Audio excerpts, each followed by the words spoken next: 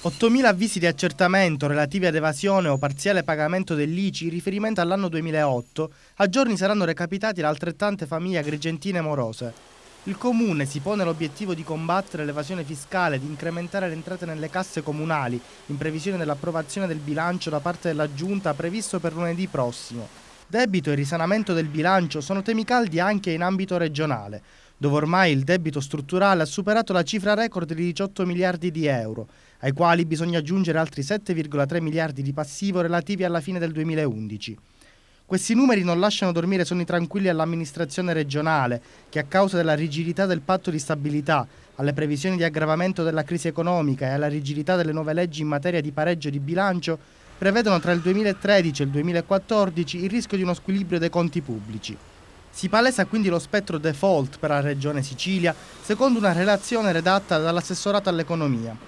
La Regione ha un bilancio di 27 miliardi, ma a fronte del patto di stabilità potrà autorizzare pagamenti solo per 4,7 miliardi, dei quali 2 miliardi saranno spesi per saldare stipendi e pensioni, altri 900 milioni verranno utilizzati per pagare debiti col sistema finanziario. Rimarrebbero quindi 1,9 miliardi, che non potranno mai soddisfare il pagamento di precari, forestali e finanziamenti ai comuni per il trasferimento pubblico e il collegamento con le isole minori. Sempre da questo credito limitato la Regione dovrà trovare fondi per finanziare FAS e spesa comunitaria, la cui somma l'anno prossimo raddoppierà. Tutto questo mentre le imprese vantano ancora 5 miliardi di euro dalle casse regionali.